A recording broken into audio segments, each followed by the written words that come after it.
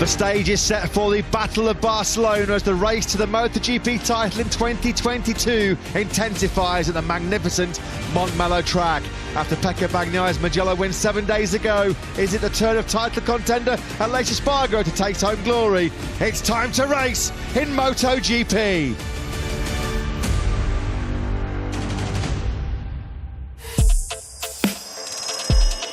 4.6 kilometres in length, first on the World Championship calendar way back in 1992, a race won by American legend Wayne Rainey from Mick Doohan.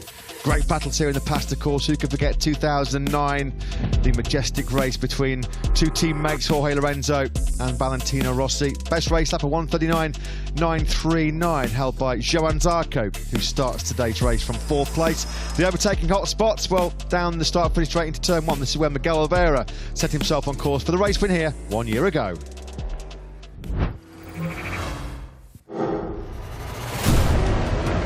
Coming up next then in MotoGP,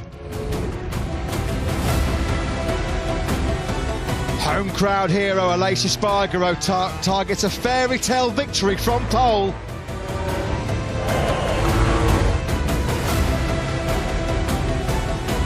Pecco Bagnaia is in the hunt for 2 wins in 7 days. He starts second. Fabio Quartararo starts third with a 2-year Yamaha contract signed and sealed. And will the backflip return as Johan Zarco looks to be back on the top step from fourth?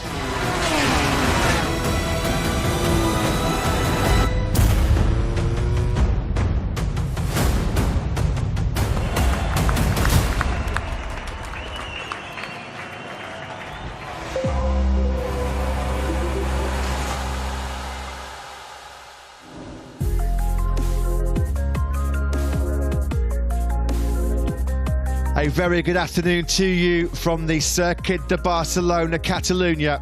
It's hot, hot, hot in mainland Europe right now. Look at those ambient and surface temperatures creeping up. 30 degrees, gloriously sunny, cloudless skies here overlooking this Monster Energy Grand Prix of Catalunya. We're expecting track temperatures to be around 55, 56 degrees coming up for the start of the 24-lap MotoGP race here in Montmello.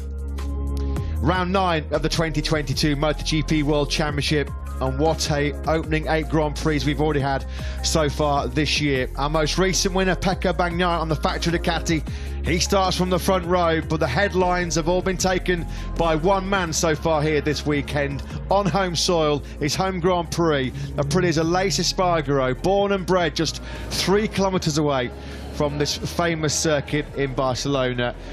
Granollers, just down the road, is the town where Aleix Espargaro grew up and got his passion for MotoGP. He's topped FP2, topped FP3, fastest in FP4, and he was quickest at the end of qualifying with an all-time lap record of 1:38.742 as he starts on pole position in front of his home crowd. Talking you through what promises to be a cracking MotoGP race here in Catalunya is myself, Matt Burt, in the commentary box with Lewis Sotheby. Down in pit lane is Amy Reynolds. And that bike, and the man who owns it, Lewis, is the package to beat here this afternoon. He's been dominant so far this weekend. A small blot on the copybook this morning. Aleix Espargaro, if he joined us for the warm-up, did have a tumble at turn 5, but he is a red-hot bookies favourite going into this round 9. He's in the form of his life at the moment. Aleix Espargaro, 4 consecutive podiums in the last 4 Grand Prix. Of course, his first victory on his 200th start back in Argentina. Never has Aleix Espargaro been riding as well as this. He is a genuine bona fide world title contender alongside Pecco Bagnaia, as you saw on screen there, who starts next to him on the front row of the grid. Pecco Bagnaia said yesterday, "I'm not sure how we beat Aleix tomorrow. The start is certainly going to be all important for Pecco to try and get out front and stay ahead of Aleix Espargaro." We have seen, if there's one blot, one chink in the armour of Aleix Espargaro so far this season, is when he has been behind riders. He has found it a little bit difficult to overtake and come through the pack. That will be what the likes of Bagnaia and this man, Fabio Quartararo, will be pinning their hopes on. Quartararo has got a very good record around this circuit, the Barcelona Catalunya, and he goes from the front row. He's the reigning world champion, he's the current world championship leader, and there's huge support. A lot of French fans across the border over here into Spain. There's a lot of Go Fabio boards, El Diablo t-shirts, number 20 banners. They've been flying proud in the grandstands here in Barcelona as this man comes into this 9th round with a slender 8-point lead over Aleix Espargaro in the World Championship. It's been so far so good this weekend for Quartararo. On the eve of this Monster Energy Grand Prix of Catalonia, he signed a new 2-year contract with the factory Yamaha team for 2023 and 2024. French hopes also resting on the shoulders of Johann Zarco on the Prima Pramac Ducati after a difficult Friday. In fact, both Frenchmen had difficult Fridays, trying to cope with grip levels, low grip levels in the exceedingly hot conditions here in Barcelona. Johann Zarco, he feels like he's got potential to go with the Fantastic Three. He described them at the end of qualifying yesterday. 4th place on the grid for Zarco. Keep a very close eye on this man, Maverick Vinales. He starts from 8th position on the grid. His second best qualifying of the year. Qualifying has been his Achilles heel throughout this season. He's on that 3rd row of the grid, and he seems pretty convinced that he's going to go for the softer rear tyre in this afternoon's Grand Prix. We'll be getting some information through from Michelin very, very shortly when the riders head off to the grid. But Maverick Vinales was the one rider in free practice 4 yesterday who ran that softer rear tyre, expecting many of them to go for the medium or even the harder option in these hot, punishing conditions. But Vinales potentially set to take a gamble from the middle of the 3rd row. We just saw there briefly Johann Zarco's Pramac Ducati teammate Jorge Martin. A big day for him tomorrow. He goes under the surgeon's knife here in Barcelona to correct a niggling nerve issue in his right hand. He feels like that will not be a hindrance or a handicap in this 24-lap race coming up very, very shortly. He goes from the back of the 2nd row in 6th place. And Alex Rins, he feels like he's another rider who can pose a big threat for the podium in today's race. As we just saw there, our colleague Matt Dunn soaking up the atmosphere down in pit lane. Alex Rins then, he was torn between choosing the hard or the medium rear tyre yesterday. And what about this man, Lewis? Fabio Di Giannantonio, a pole position last time out in his home Grand Prix in Mugello, and another excellent performance in Q2 yesterday. Just very, very quickly, you mentioned our colleague Matt Dunn there down in pit lane. The reason he's down there is because we're about to go live on TikTok with a grid walk, so you can watch us on your TV and watch Matt Dunn down on the grid with your phone to see what's going on down there. But yeah, it has been a mixed qualifying for the Gresini Ducati team. Fabio Di Giannantonio, as you say, a sensational 5th position on the grid, carrying on that momentum that he picked up in Mugello last weekend. A breakthrough at the Jerez test has really catapulted him further up the order. But Enea Bastianini, who you might feel these conditions are right up his street. These hot conditions, it's a real case of tyre management, who can keep that rear grip at the end of a Grand Prix. Well, and if Enea Bastianini is going to make full use of that, he's going to have to get his elbows out early on, because the 3-time winner this season starts in the middle of the 5th row in 14th position. There's Luca Marini then on the Muni VR46 Racing Team Ducati GP22. He starts from the back of the 3rd row in 9th. A big confidence boost last time out in front of his home crowd in Mugello. A front row start followed up by a 6th place. Only his 4th top 10 in 26 appearances in the Premier class. As Pol Espargaro, of course, we've talked up how big of a race it is for Aleix Espargaro here racing in front of his home crowd.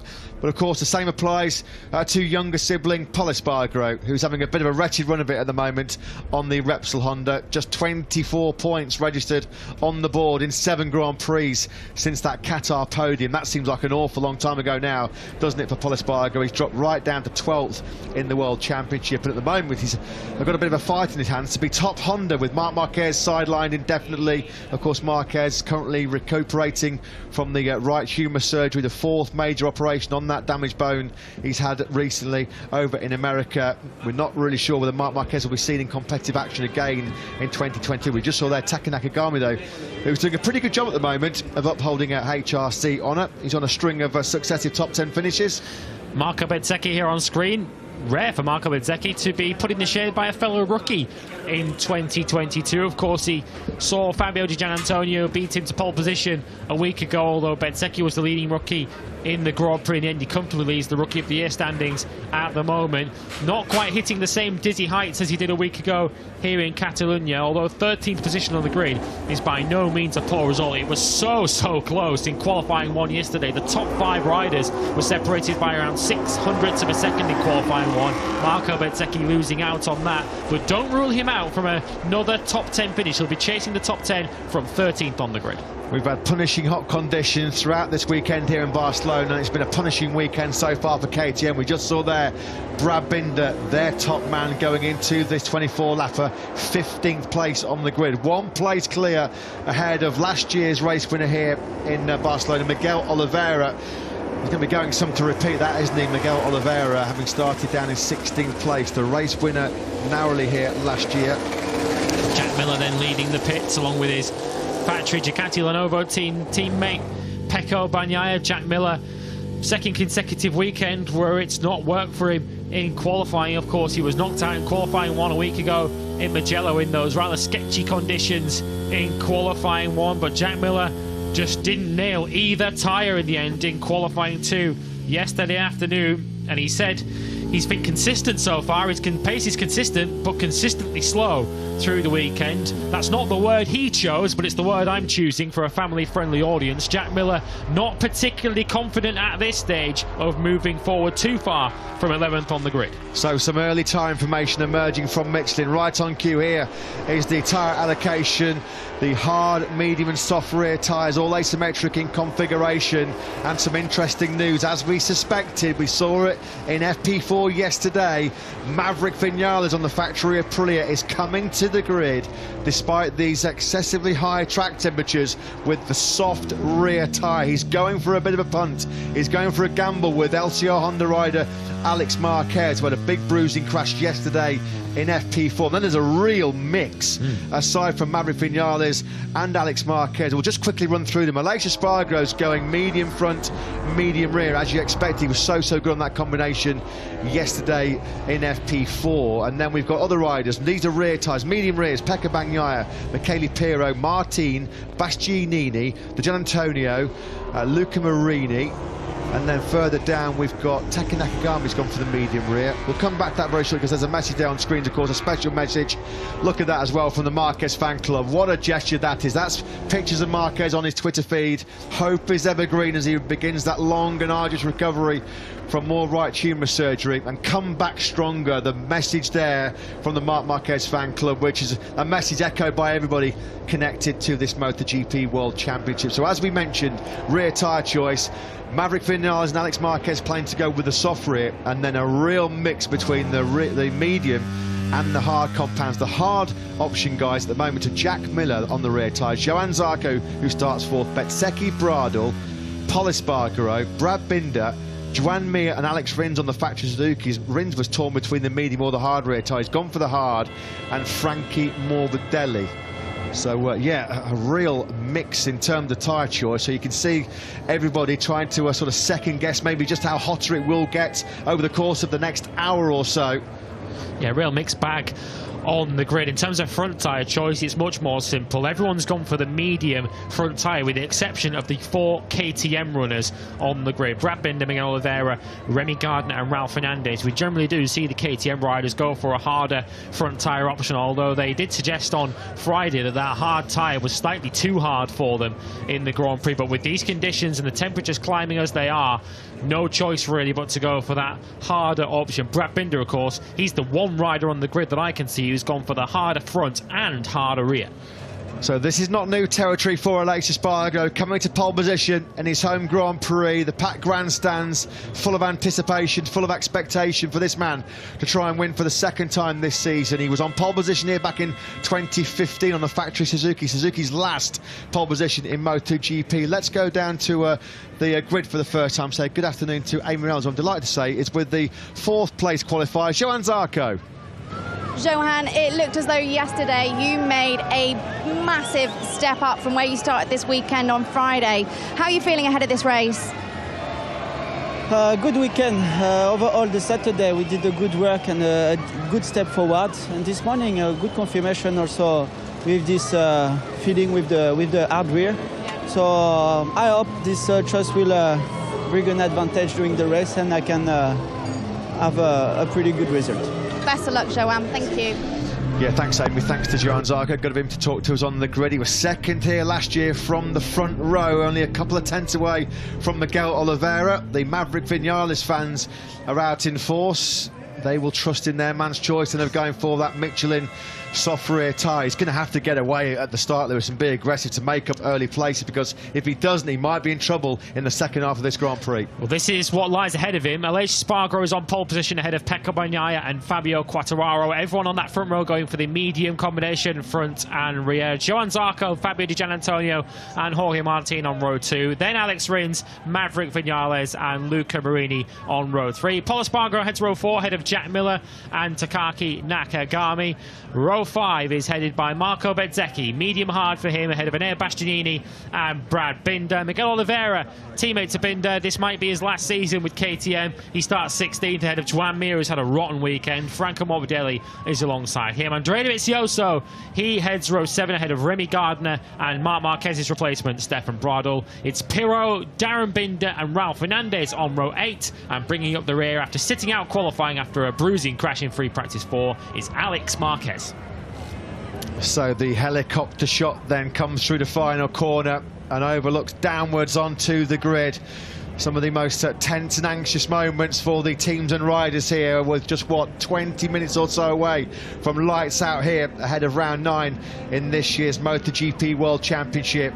There's going to be some nerve jangling, particularly in terms of the tyre choice. Alex Rins said yesterday the hard rear tyre can take 2 laps to come in and get up to optimum working temperature, but it then has a consistent grip, whereas the medium gives you better edge and drive grip, but the drop-off is quite severe. Enea Bastianini saying pre-weekend or on Friday, the drop-off with the medium can come after 5 or 6 laps. It's a time management exercise. No man better on the grid at time management than the man I'm delighted to say who's talking to Amy right now, Enea Bastianini.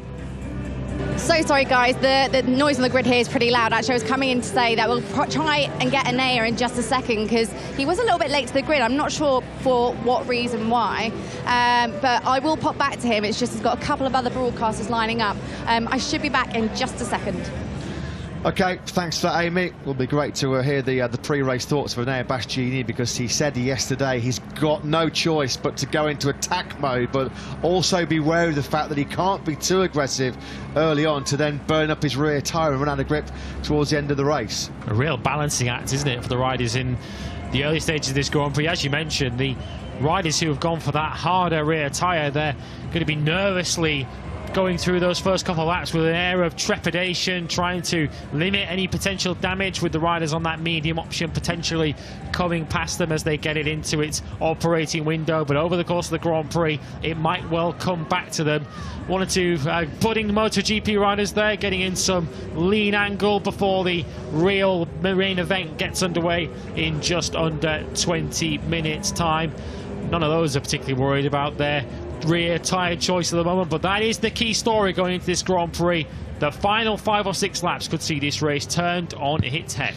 Yeah, you've got to be silky smooth. It's all about finesse with that right hand and the throttle management. The tyre drop-off here can be huge, in particular on the right-hand side through turns 3, 4 and 9. That's where Fabio Quartararo was having his problems with wheel spin here on Friday. A bit like flat track, Pecco Bagnaia said. It could be a race of 2 halves. Do you dare push at the start and then maybe try and manage the tyres late on?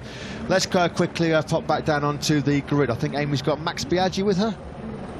That's right, Matt, and we're literally standing next to the bike of Maverick Vinales. Max, a lot of talk about Maverick Vinales' tyre choice, going with the softs in these excruciating temperatures. Bit of a left field choice. What do you think of it? Yeah, it's a rider choice, and it's nothing we can do. I mean, of course, he evaluate the soft and the medium more than once, but I prefer he wants to go with that, so everyone is happy with that. So if you give him some extra confidence, why not? But on the paper, it's not a huge difference, but there is a difference. Just a quick word on Aleix Espargaro. A small crash for him in warm-up today, but he has looked completely unflappable this weekend. Well, it will not attack his confidence, because it was a very small crash, and well, you know, he knows everything about track condition, his bike, so I think it will not touch his confidence at all. Thanks, lovely to chat to you, Max. Thank you, thank you. Thanks, Amy. We just saw some breathtaking shots of downtown Barcelona. A great city, of course, famous for its art, for its architecture and its iconic football team, a supporter of which is this young man, Pol Espargaro. It's been another pretty tough weekend though, hasn't it, for the 30-year-old? A crash in FP3 at turn 5 disrupted his rhythm. He hasn't finished within 15 seconds of the race winner since that opening night in Qatar. Great to see the fans back here then in Barcelona this weekend. A race day crowd of just over 60,000 fans who are going to be craving some shade and some shelter a little bit later on this afternoon, because it is scorching hot here today as the ambient temperature edges ever closer to the mid-30s. I know they're feeling, because I was here for the Formula 1 race a couple of weeks ago in one of those grandstands without any shade, in temperatures not too dissimilar to this, and yeah, it was rather on the warm side, let's put it that way. Everyone was scrambling for some shade when the bikes, or in the cars in that case, weren't on the track. Fabio Di Gianantonio keeping very cool ahead of this Grand Prix. Starts in 5th position on the grid. One of a number of Ducati riders who will have high hopes going into this Grand Prix. So what is the Ducati feeling ahead of this Grand Prix? Let's get the pre-race thoughts of Davide Tardozzi, who's with Amy. Davide, yesterday in qualifying, we saw Pecco duke it out for that amazing lap time with Aleix Espargaro. Come race day, it's a different story. It's a completely different type of objective. What do you think is going to happen today? How is Pecco feeling about conserving those tyres? Very, very, very difficult race. It depends which tyre the competitors will have. The opponents are very strong. Fabio and Aleix shows a very good performance and the race pace, but I think that also some guys that on the back row choose the hard can have a good race in the end of the race. Just a quick word on Jack Miller. I know that in the past, one of your gripes is maybe not the right word, but one of the things you'd like to see more from him is managing that rear tyre. Do you think he's made some progress with that? Yeah, it's a shame that Jack make a very good time on FP3 that can have put him in second row, but finally he couldn't achieve in Q2. But in the end, he need a very good start and try to fight since the beginning and manage the tyre in the end of the race. Good luck to your riders. Thank you. Yeah, thanks to Davide Tardozzi. Jack Miller, unfortunately, looks like he's got no future at Ducati. Beyond 2022, lots of big rumours that he'll be announced imminently as a factory KTM rider next season. Pecco Bagnaia spoke in nothing but glowing terms about his departing teammate, or soon-to-be departing teammate. They've had a really close bond, a close relationship since they first started working together back in 2019. So, yeah, it does look like Jack Miller will be out of Ducati next year and moving over to KTM. As we look at Jorge Martin, in bad need of a top result, really, isn't it? Jorge Martin started the season off so well with 4 successive front row starts, including 2 pole positions, but since then it's been a bit bleak after his second place in Argentina behind Aleix Espargaro in really low grip conditions at Termo 3 or Hondo. Since then he's only had a best of 8th in the 5 Grand Prix since, and key surgery coming up tomorrow, as remind you, for Martin here in Barcelona to correct a nerve issue which has been sort of sending his right hand to sleep intermittently over the last couple of months or so. So will we see more Sunday afternoon heroics from Brad Binder? We heard a week ago, going into the Grand Prix, Francesco Guidotti hoping for some Brad attack in the Grand Prix, and we certainly got it, didn't we, as he came through from way back on the grid.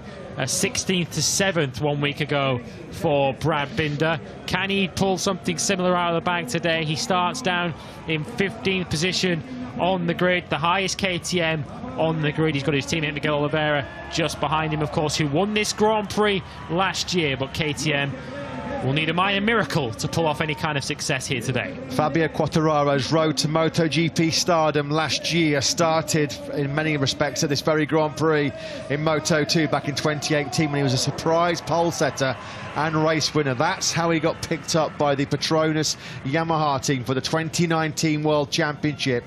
And since then, it's been nothing but a story of success for the current world champion, the 23-year-old Frenchman.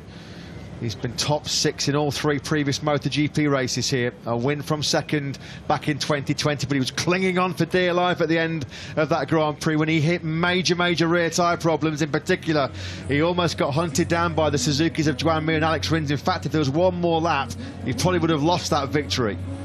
You would. Miguel Oliveira one more lap, he could have lost his victory to Johan Zarco here last year in very, very similar circumstances. Miguel Oliveira's future is very much the topic of the day at the moment. There were some eagle-eyed journalists who saw him walking into the Gresini Ducati box yesterday evening with his father and manager, along with some key Ducati personnel. Miguel Oliveira heavily linked with a move to the Gresini Ducati team. He's been proposed a switch to the Tech 3 KTM squad from the factory team he currently occupies. That does not float Miguel's boat, so it looks as if his days at KTM are numbered. Very shortly then we'll be getting the now traditional pre-race grid ceremony underway, with the MotoGP trophy stand in action as well, with the featuring the race winning prize on offer today, and the prize that they're all chasing, the biggest prize in two-wheel motorsport, the trophy that hands over to the winner of the MotoGP World Championship. This man knows what it feels like to have that back in 2020, but Joan Mir's got so much work to do coming from down the grid.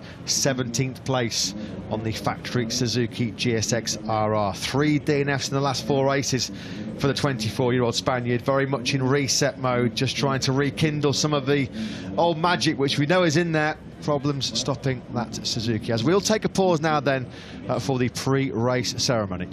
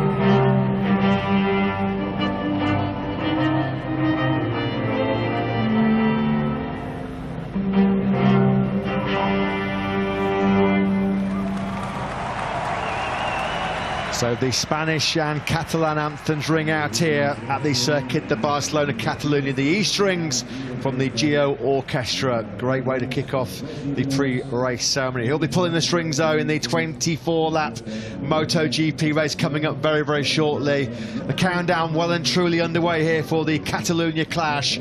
We're about 6.5 minutes away from lights out here. Aleix Espargaro starting from pole position on the factory Aprilia, keeping as cool as he possibly can down there on the grid is Luca Marini.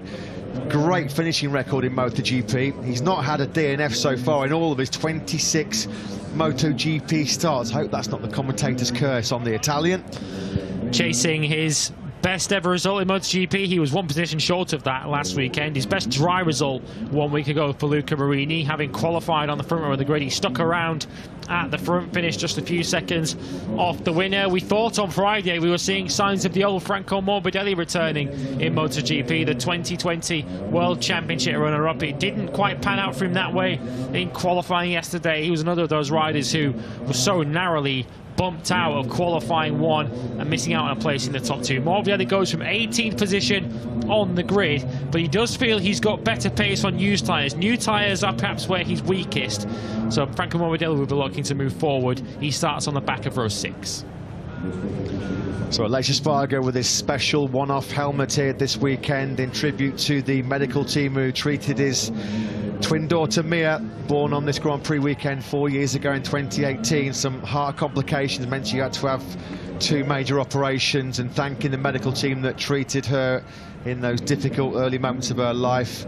Aleix Espargaro with a wonderful tribute helmet here this weekend. He'd love it, I'm sure, to pay the ultimate tribute to those medics from the top step of the podium here today in Barcelona. Andrea Dovizioso, then, you've got to go a long way back and forth to finally with you, Yamaha R&F rider. He starts today's race from 19th place.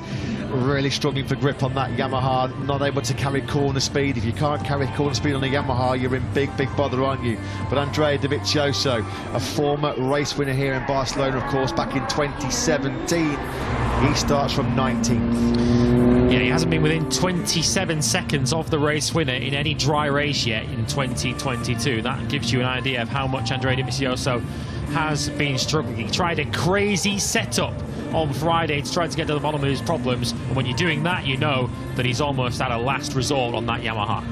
So it's been a fairy tale weekend so far for Aleix Espargaro.